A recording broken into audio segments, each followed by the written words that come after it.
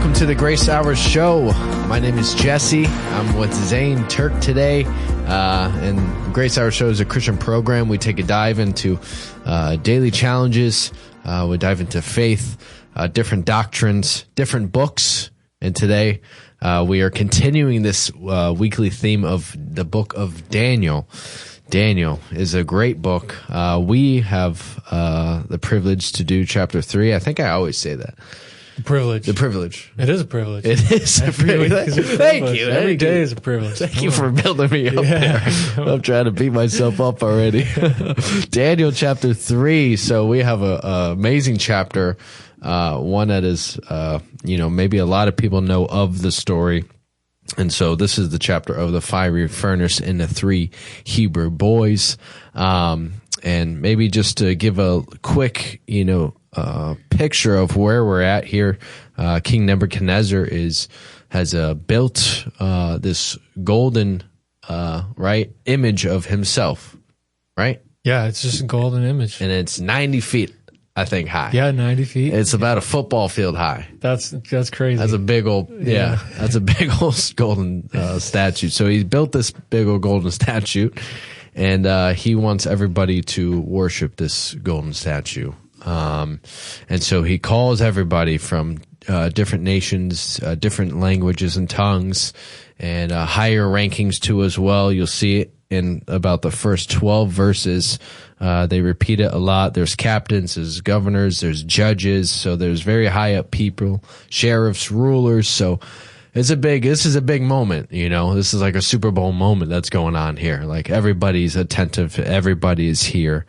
And they say once we play this music, so now they have this whole band here too as well.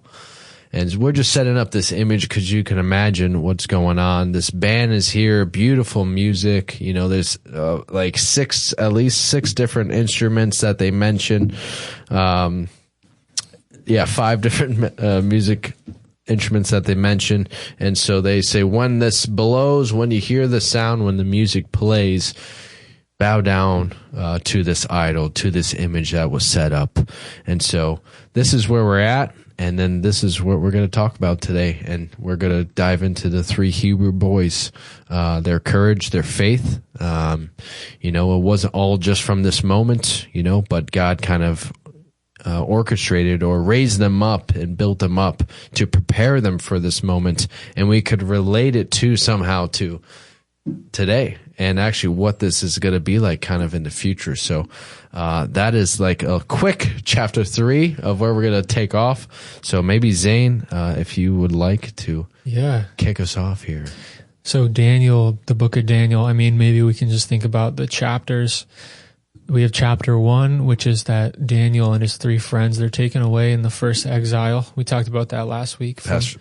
Pastor Ronaldo. Oh, yeah, we did. Yeah. And then this Monday was Pastor Ronaldo, Pastor Steve. That's right. Chapter 1. And they're taken away. They have the first test of being brought into the king's palace, into his courtyard. And they're the best and the brightest, along with other young men who have been taken from their country. So they're in an unfamiliar place, surrounded by unfamiliar people, with unfamiliar idols, unfamiliar gods, they're unfamiliar outcasts. Foods, right? But in chapter 1, they have a great first encounter with their conviction, like having to stand up with their conviction, right? They take the vegetable diet. They're healthier, better looking at the end of a certain amount of time, and that's like their first stand, and they're promoted. Yeah. Chapter 1, they're promoted. Promotion. Well, already. Right, already. So chapter 2 is when Daniel, he interprets the dream that Nebuchadnezzar has. And in that dream that Nebuchadnezzar has of the golden image with the golden head, the arms and the chest of silver, the torso and the legs of, I think it's bronze, and then there's iron, and the feet are made of iron and clay, right? So there's this image, but a little stone cut out by no human hand hits the feet, and then the whole statue disappears. It's like a chaff in the wind. But then in chapter 3, Daniel is promoted because of that, and so are his friends. at the end of chapter 2, he asked for his friends to be promoted. So now Amen. his friends are in the they're leading in the province of Babylon. And it seems like Nebuchadnezzar forgot the part about the stone hitting this image, and he just makes a golden image of himself. Right? Great dream. I'm the golden head. So now I'm going to make an entire image of gold, 90 feet tall and 9 feet wide. So yeah, it's like kind of a progression. This book is a progression. The structure of the book is actually very fascinating. How you have chapter 1, chapter 3, and chapter 6 are all stories of conviction that was held to, and how God delivered them. Right. Chapter 1 was with the food. Chapter 3 is with the fiery furnace, and chapter 6 is with Daniel in the lion's den. Right. He prays to his God, and he's sent in the lion's den. So there's those 3 stories. That's right. Awesome. They all mirror each other. Chapter 2 and chapter 7 have to do with dreams. Right. How Daniel, chapter 2 is Nebuchadnezzar's dream. Chapter 7 is Daniel's dream. And then chapters 4 and 5 also have a parallel of Nebuchadnezzar and his humility, how God humbled him. He was proud, and then God humbled him, and then at the end he had humility. But then Daniel 5, Belshazzar, he sees the writing on the wall, but he has pride in his heart, and he is assassinated that night. So the whole first 7 chapters are very intertwined. Wow. In the text, in the context of the book. But as we're here in chapter 3, it's so important to note that we're kind of diving into something that's so much bigger than just what happens in this chapter, right? Yeah. Like we were talking about earlier, if we can just read verse 1, King Nebuchadnezzar made an image of gold whose height was 60 cubits, breadth 6 cubits, and he set it up on the plain of Dura in the province of Babylon. And he gathers all these leaders, the satraps, the prefects, the governors, the counselors, the treasurers, the justices, the magistrates, and all the officials of the provinces to come to the dedication of the image that King Nebuchadnezzar had set up. So they have this party, this gathering to dedicate this image, right? And we have to kind of look through what's happening and see the greater picture. And the greater picture is that man, since the beginning of his free will and his free volition, has gone against God's authority. And the kingdom of Babylon has direct ties to the Tower of Babel in Genesis 11. They're in the same region, very close to each other. Babylon was actually built close to this tower, relatively close geographically, and it bears the resemblance of the defiance that man has towards God. That man is saying, we don't actually need you, God. Actually, we're going to do the opposite of what you say, right? In Genesis 11, God said, be fruitful and multiply and disperse over the whole earth. But what did they do in Genesis 11? But they came together. They didn't disperse, and they were looking to build their own kingdom to get up to heaven. So there's something bigger behind this image that Nebuchadnezzar made. And it has to do with man's defiance against God, that man wants his own way, his own religion, and his own idol to worship. So he separates himself from submitting to God's will and God's plan. So that's kind of the backdrop of this chapter. And we can see as we look through, maybe you want to talk about, you can pick up with just like the instruments, the music, the song, and the way of the world as opposed to the way of God. We talked about that a little, or whatever you have on that. Just throw the alley-oop up there. Yeah, I mean, like music is beautiful, and God uses it. We have King David; he's a master of the psalm and harp, and there's something about music that really, and we do it in worship, as in to like prepare our hearts, to come before God and be like, okay, Lord, I'm here and I'm worshiping you. It's supposed to, right, magnify him and exalt him. And it's interesting that they use music to really almost like a hypnosis kind of thing, kind of like when you hear the sound, drop down and bow down before this golden image. And it's very interesting because in that when they first did it, it says, where is this in chapter, the first time that they bowed down? Yes, in verse 10, after that they play this music. Verse 7. Is it verse 7? As the people heard so many times there. Right?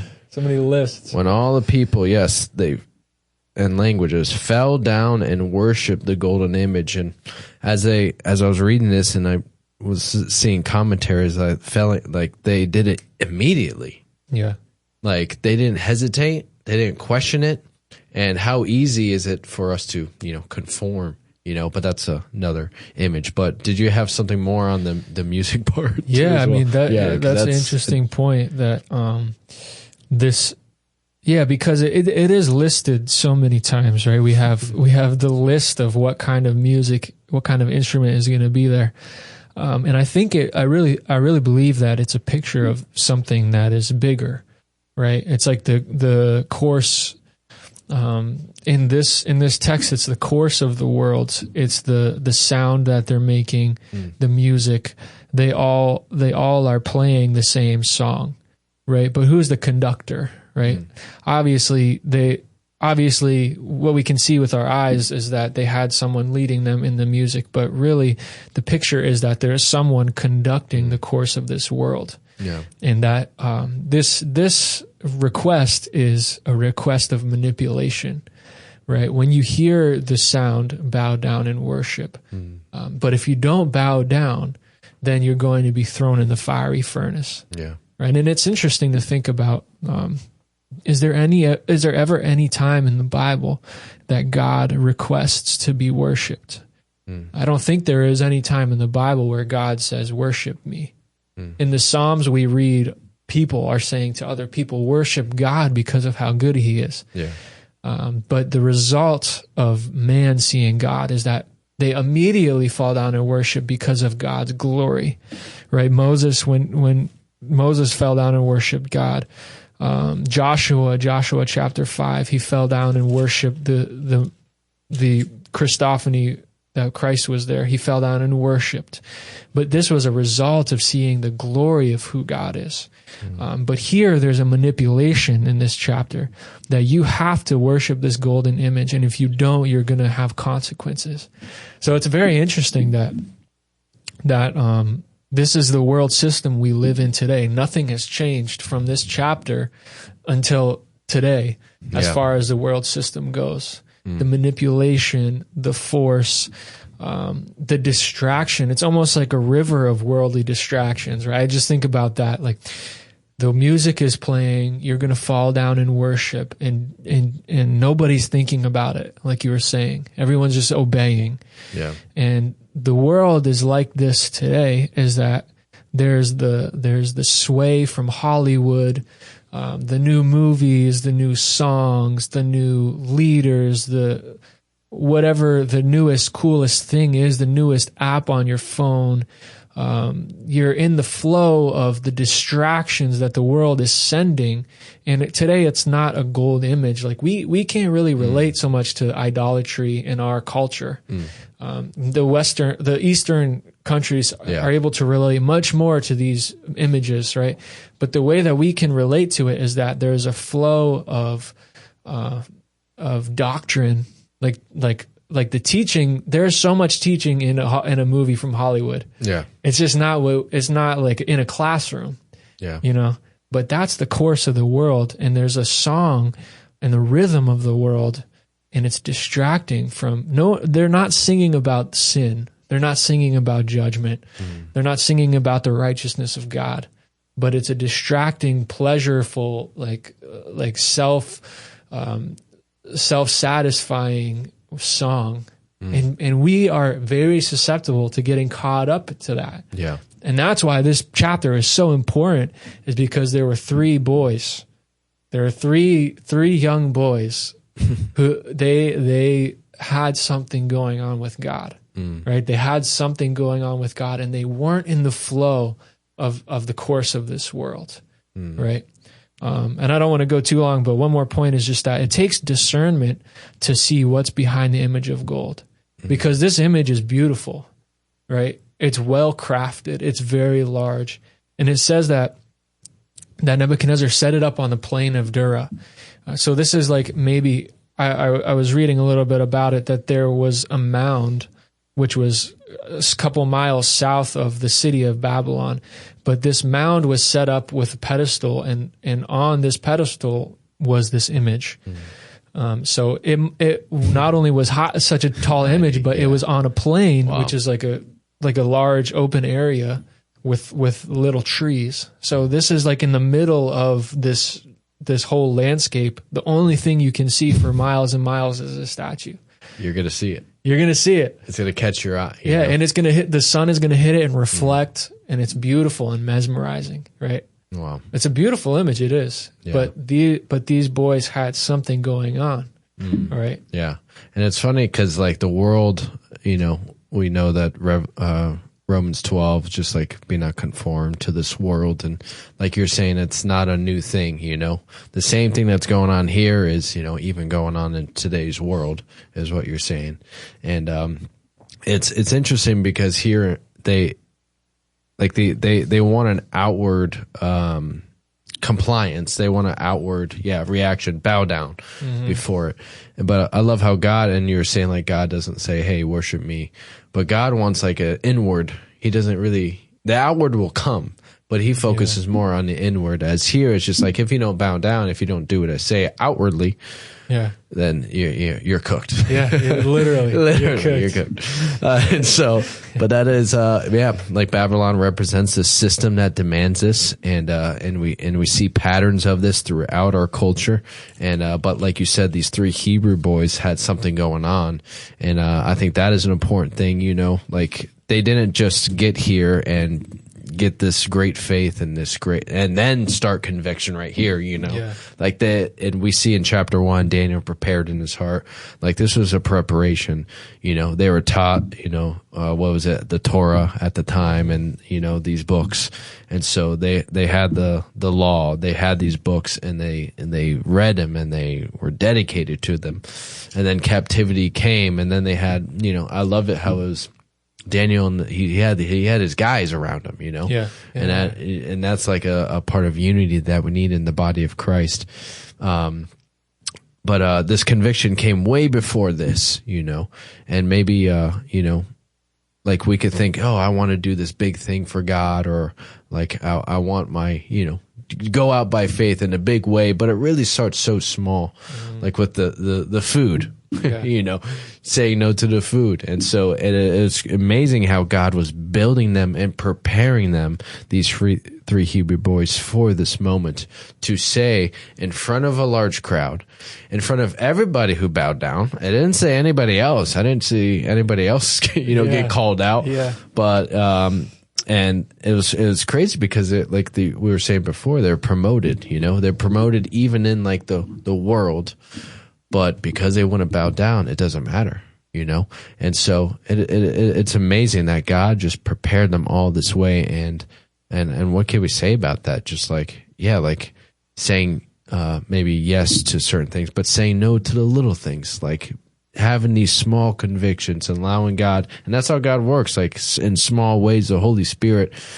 Can you imagine? I remember telling, I think my wife that, can you imagine like God dealing with all of our problems and all of our situations and problems all at once? Yeah. It's like we'll be overwhelmed, we'll be crushed. Yeah. And we wouldn't change it all because we'd be so scared. But God is so gracious. Like he does like a little bit at a time, and he teaches us little by little. So I love how God prepared them, because this whole crowd, the music's going, the gold shining, the king is there. Yeah. And then we get called up in front of the king for not bowing down. And then it's like the king's fury. Nebuchadnezzar was raging. Now you're in front of the king of the time, And so now there's another opportunity to step back from what you did before. Now I give you another chance to bow down, and right? Yeah, I mean, like if we think about the spirit of Babylon in the world, we're here in Baltimore, Maryland, Baltimore. Baltimore. Sorry. We're in the United States of America. Where our country is at an interesting time, but we're still much different from other countries in the world. There's the European culture, there's the Asian culture, the African culture.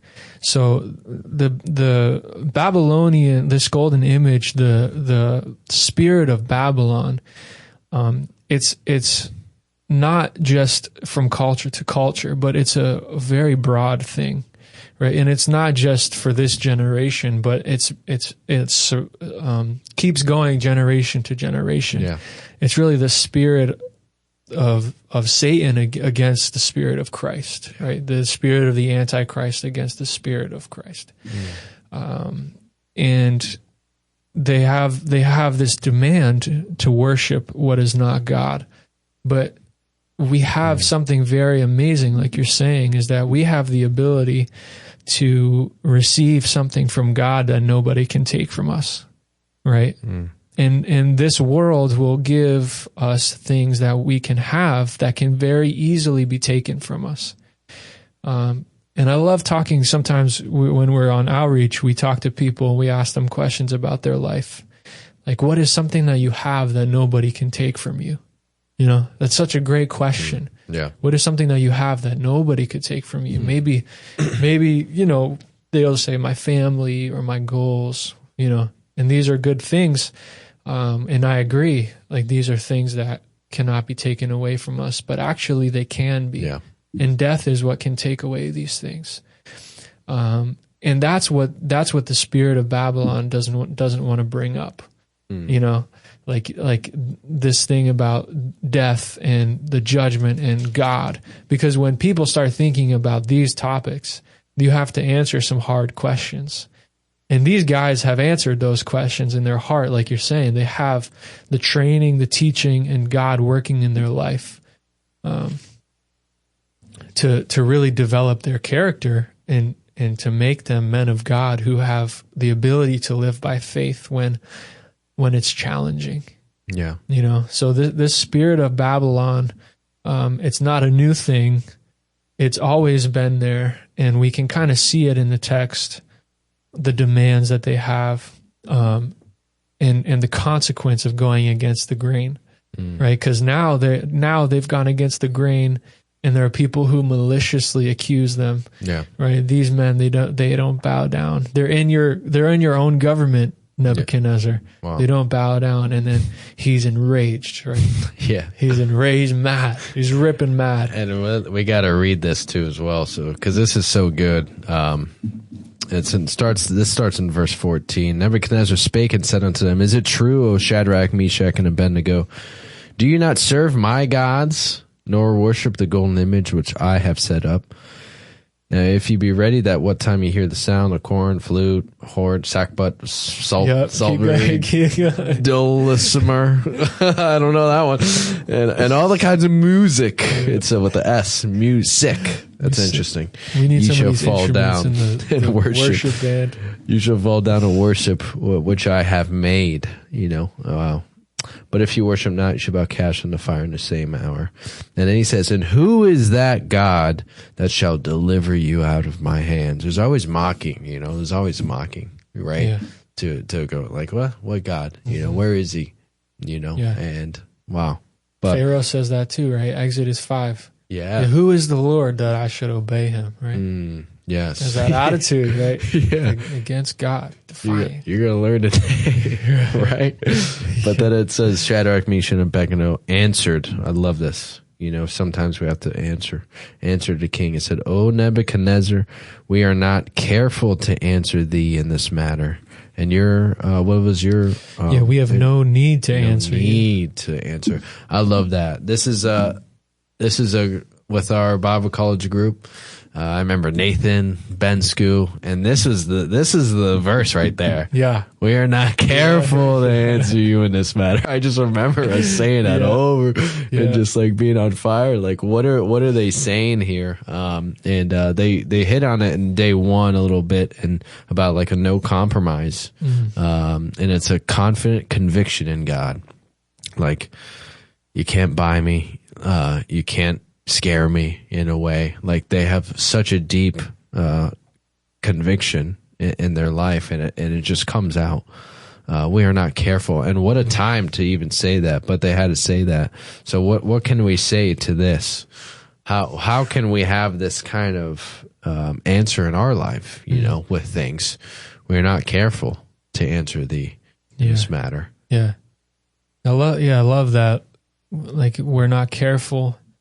We have no need to answer you. There's a certain confidence that comes with living before God, where we don't need to defend ourselves. We don't need to. Wow. We don't need to say anything, right? They answered him, but they're saying we don't need to actually answer you.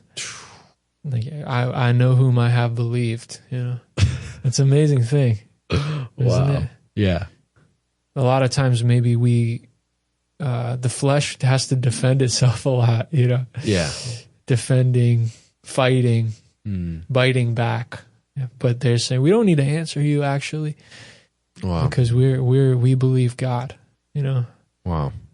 It's like true faith is in God's character, because we see, like, later on, just like then they say, like, even if He doesn't save us, like we have full confidence that He can, but even if He doesn't, who else had this attitude in the Bible? But Christ did, actually. He was before Pilate. Yeah. And He didn't have to say anything. Right? I don't need to answer you according to this. Wow. Like, are you the king of the Jews? Like, why don't your servants fight? Wow. Right? Doesn't it say that before Herod, he didn't answer him a word? Mm-hmm. Herod was waiting so long to see Christ. He was waiting so long because he heard of all the miracles and all the signs and wonders. But Jesus did not answer him one single word. Like a lamb he was led to the slaughter, like a sheep before its shearers is silent, so He opened not His mouth. Wow. Right? So he knew that he was in God's will. He knew that God was with him, and he had no need to answer. He was not careful to answer. Yeah. Right. I love it. And you were saying before, like, how quick are we to defend ourselves and have to come up with an answer and a defense for my faith and all this stuff. But can I just be quiet and just give a simple answer? Yeah. Simplicity, right? Isn't that the gospel? Like, don't go from the simple gospel in Jesus Christ and just saying the truth and saying what the Holy Spirit conveys on your heart. It doesn't have to be all sought out and be elaborate and, you're in front of a king, so now I'm going to be different, because this ain't just a normal person. And I remember, like, when I was in my second year, I think we're outreaching, and I saw these guys. We're outreaching. I'm talking to everybody, But then I see these three guys coming around with suits. I just, I wanted to, but it didn't come out. It didn't come out, And I beat myself up still to this day. I'm just kidding. No, like, I pray, like, Lord, you can do it, But it's just like, it is true. Like, people with status or something like that, like, maybe our faith squeals down, and we don't defend ourselves or whatnot, or trust in God. We just, like, cower down. But these three Hebrew boys, they didn't, and they were able to stand up before the king, even with a death sentence on their life. Amazing, huh? Like, that's incredible. What a story we have in our Bible. Yeah. It doesn't get better than this. You can't write a better script. Oh, this is crazy. You can't write a better script.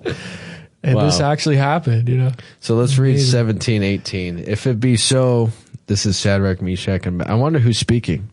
Oh, that's a good point. But they're in unison. Regardless, these guys are in unity, right? Yeah. Because they all go through with it. You can imagine maybe Shadrach. Well, Meshach.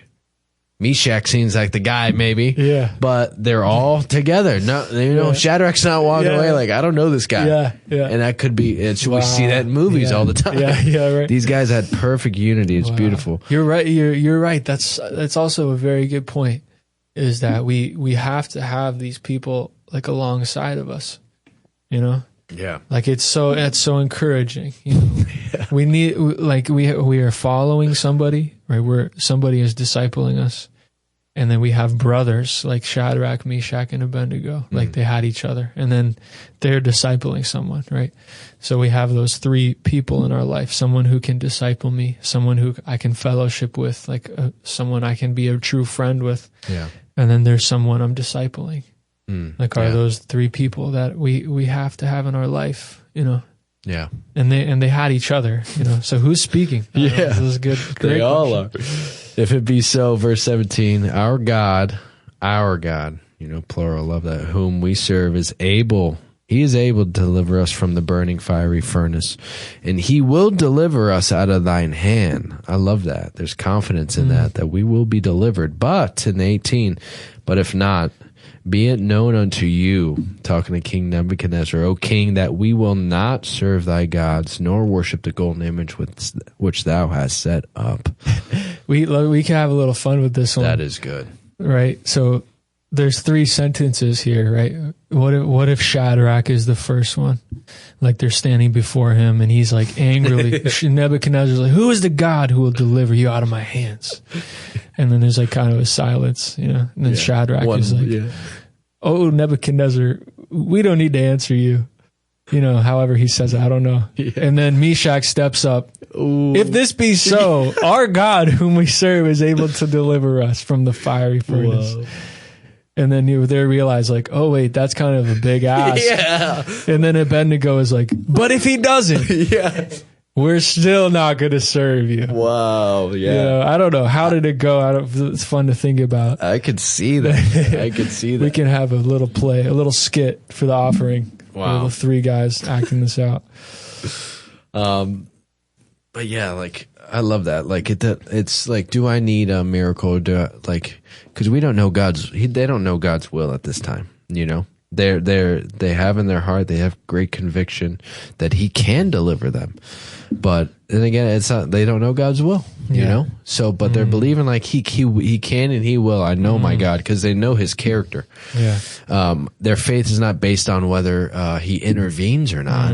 I think that's an amazing point. Yes. Like, it's even if he doesn't, we will not bow down, you know? It will be, What consolation should we find in the scriptures?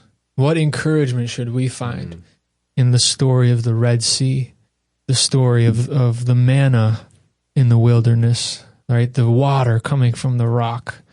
Moses his hands are up, and Joshua is winning the battle below. Joshua asks God, like, can you have the sun stand still so we can fight this battle? And the sun stands still. Like these guys haven't seen a miracle in their life.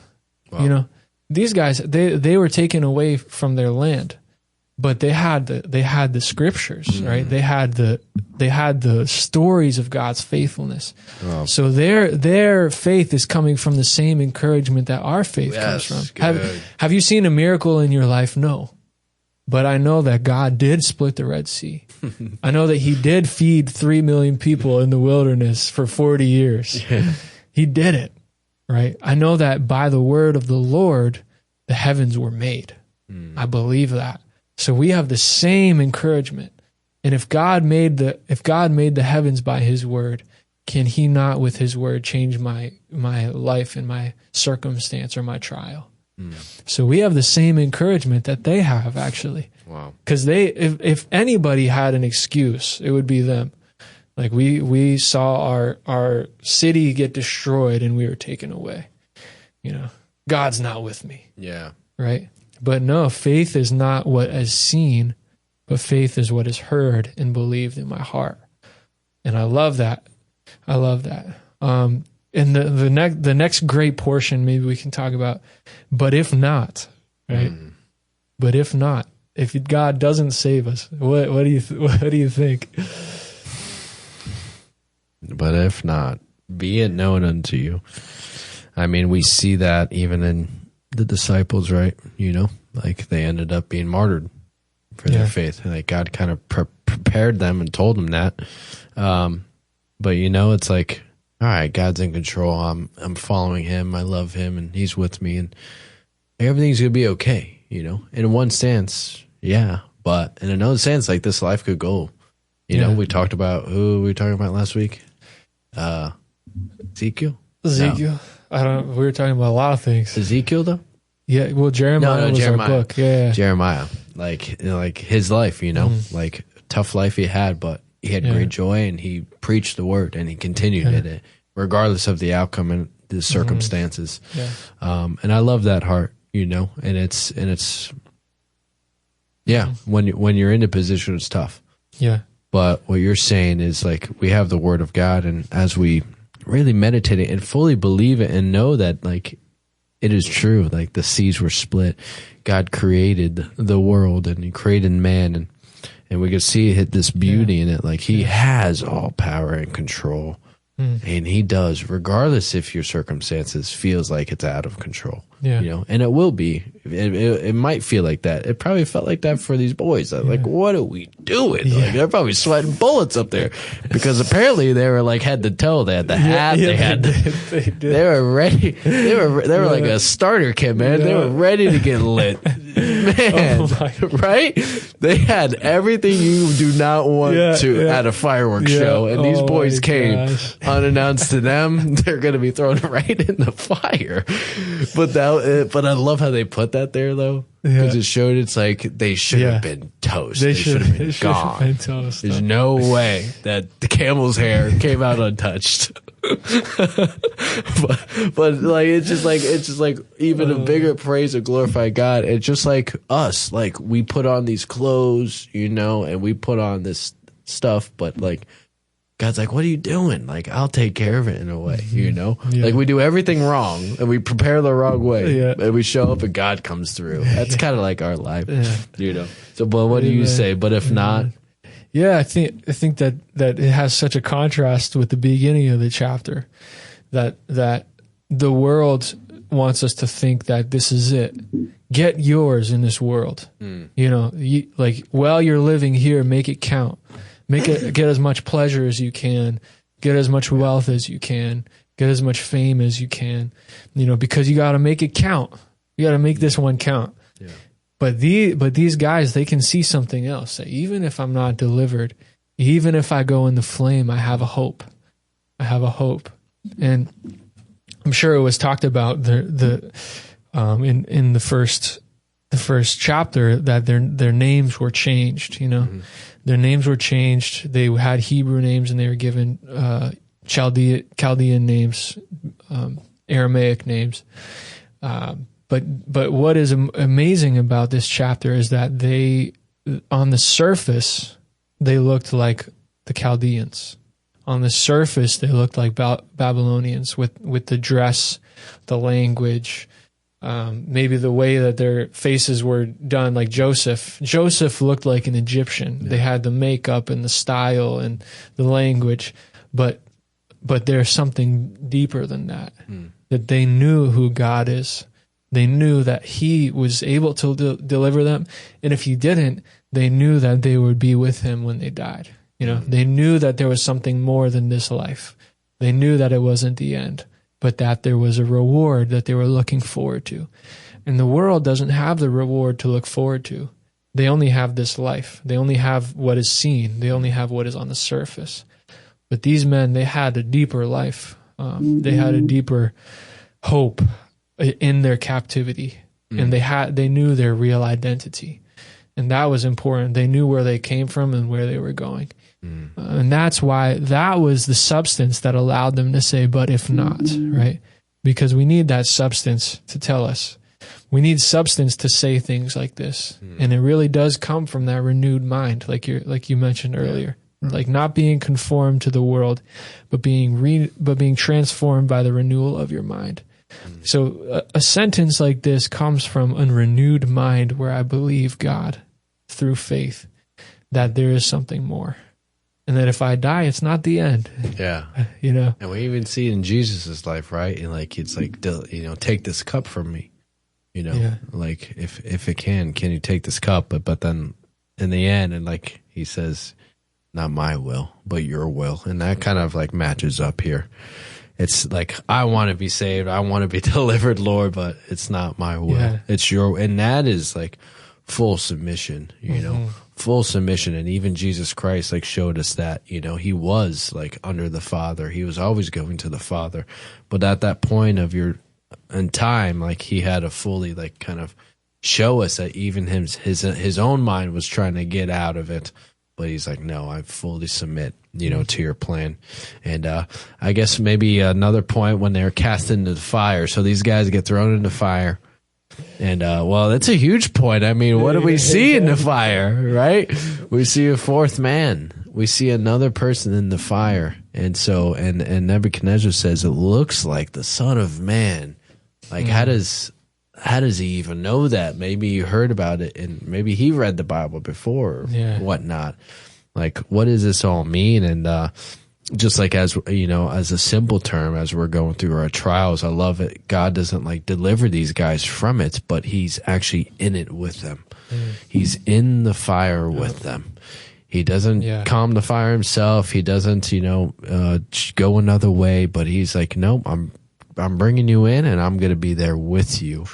Yeah. And so beautiful. Amazing, isn't it? Yeah. We have a God that's with us in the fire. Yeah. Yeah. We have a God that's with us in the fire. Come on. Standing next to me. So good. That's a song, by the way, guys. That's a song, great one. Yep. He is in the fire with them. And I don't know. How much can we say about that? It's amazing. It's amazing that Christ was there with them. And they didn't have, when they came out, they were unbound. Like they went in bound. Yeah. They went in with their chains on, with their hands and their feet tied. And when they came out, the ropes were burned away. But they weren't burned away, right? And the smell of smoke didn't touch them. The smell of the fire didn't touch them. Could I have seen people in my life that have gone through very terrible things, right? But the smoke of the fire is not on them. Like the smell of the fire. Like God has healed them and he has delivered them, and they have come out like without any evidence of the trial, but only further further sanctified and further showing God's glory through their life and through the way that they have trusted him through their trial. That this is actually a real thing that we can experience in our life, is that when we go into the fire, the tested genuineness of your faith, though it be tested by fire, right? That's Peter. That when we go into the fire, Christ can really meet us there. And it's more real than anything I've seen. Like we have the golden image on one side that's like, worship this golden image. But on the other side, we have a God who will be in the fire with us. He doesn't need to be seen. He's not going to be seen by the masses, right? But he'll be seen by those who have faith to see him, because blessed are the pure in heart, they shall see God. And they'll see the one that's in the fire. But they had to go there to see him.